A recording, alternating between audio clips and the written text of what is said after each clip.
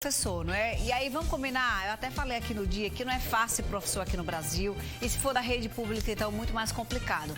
Mas muitos questionamentos também são feitos com relação aos professores temporários. Eles são contratados, gente, por por um prazo determinado, e esse prazo é realmente limitado a um ano letivo. Só que eles não têm registro na carteira de trabalho, né? E nem tem recolhimento do FGTS, né? Que é o Fundo de Garantia por Tempo de Serviço. Aí eu fiquei pensando assim, mas afinal de contas, quais são os direitos desses profissionais? Vamos resolver tudo aqui? Roda a vinheta.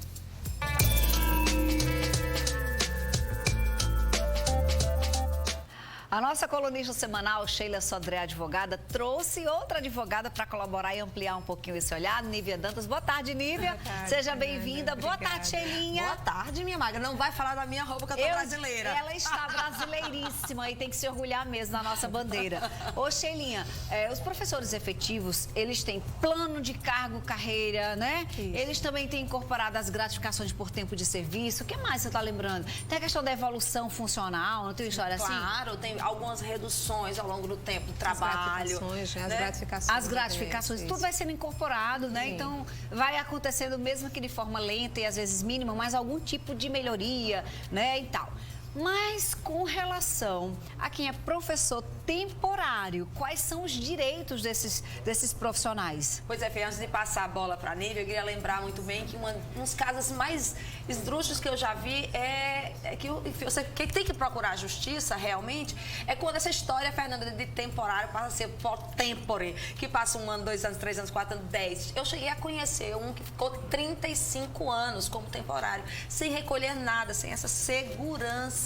E aí sim, aí não tem jeito não, aí você vai ter que partir realmente para a questão judicial. Mas esse ponto realmente eu vou passar para a Nívia para falar exatamente isso. Mesmo nesses contratos de 1 ano, como a Fernanda falou, o que ele tem direito, né? E olha que aqui tá cheio, né, veja? Vira e mexe, alguém participa. Concurso público não quer fazer, mas professor temporário é assim, ó. É importante, né, pontuar o seguinte, que desde a Constituição de 1988, que fez 32 anos agora, bem recentemente, né, agora no dia 5 de outubro, a forma de investidura no cargo público ela é através de concurso, né? Então, você ingressa através de concurso público para ser um servidor efetivo. Ocorre que a própria Constituição ela tem essa possibilidade de contratação temporária, né? Caso tenha essa necessidade da administração. Isso tanto na esfera federal, quanto estadual, quanto municipal. Então, assim, a pessoa, quando entra através desse contrato, né, que é, assim, uma coisa importante é dizer que cada contrato temporário tem que ter uma legislação específica.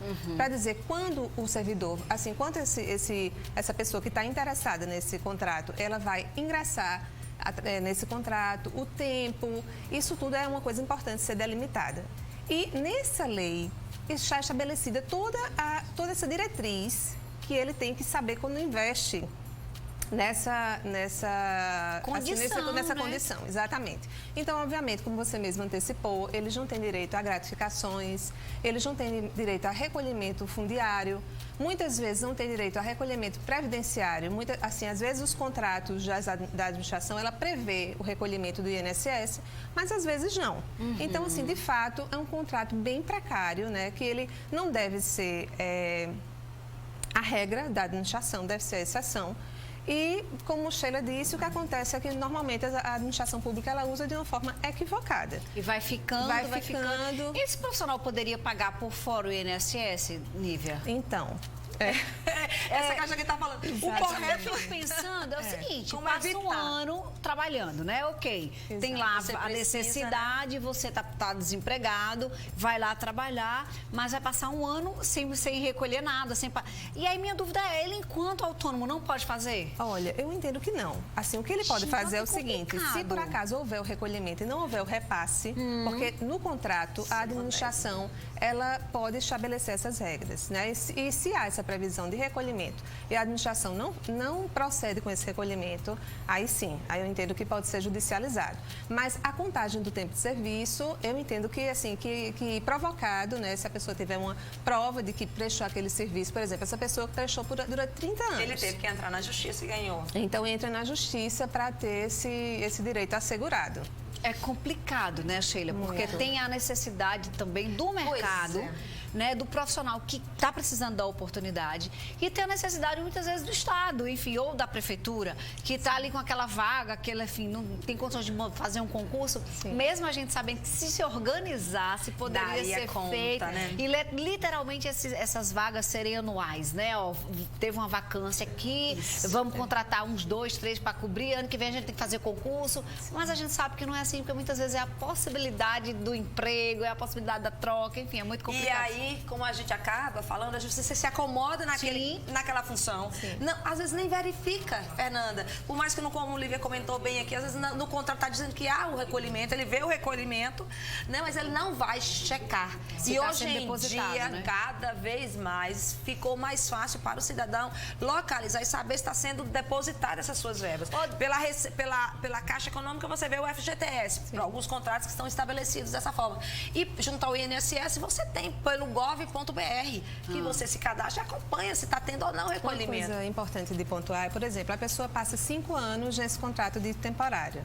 Ela tem direito a ser efetivada por 30 anos? Não, não tem. Isso é uma certeza. Ela não ingressou através de concurso público na forma constitucionalmente prevista. Mas né? ela pode tentar judicialmente recolher aquilo que estava no contrato, que porventura não foi depositado, né? Exato. Isso e se às vezes essa prorrogação, não há nenhuma renovação de contrato, muitas vezes. Fica ali, uns renovam, outros às vezes não. o contrato não é nem renovado, é o mesmo contrato de um ano e a pessoa vai ficando, vai ficando. Exatamente. E a pessoa vai se acomodando com medo, porque não vou entrar na justiça, aí eu perco. Aí espera-se perder esse contrato para ir buscar esse direito. Aí você olha para trás e muita coisa, gente, é prescrição, não é isso? E você não vai poder ir atrás daquilo que passar 5 anos. Entendi. Então é hora de que você conhece alguém que está nessa modalidade no serviço público, é bom pegar o contrato, é bom dar uma olhadinha, é bom se organizar para depois não tentar correr atrás do tempo perdido, né? Assim, Sheilinha. Exatamente, é muito, né? Nívia, você usa as redes sociais profissionalmente? O pessoal pode te encontrar?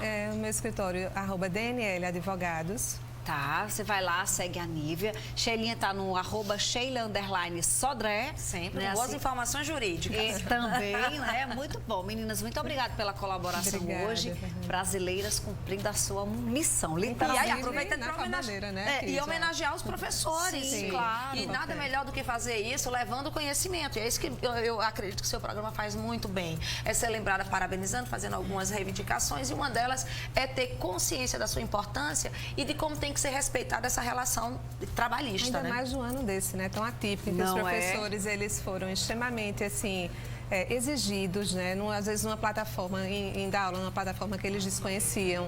Então, realmente, eles pivotaram nesse ano, né? Fizeram jus à categoria de mestres, né? Literalmente. Porque, assim, tiveram que se superar efetivamente. Pena que nem serviço público e nem privado reconhece, deu nenhum aumento por essas diferenciais que eles foram obrigados a incorporar nas suas funções. Viraram apresentadores, viraram profissionais de tecnologia, tiveram que aprender muita coisa, coitados. Verdade. Se reinventaram, literalmente. Beijo, viu, meninas? Beijo, até a amada. próxima. @TV também.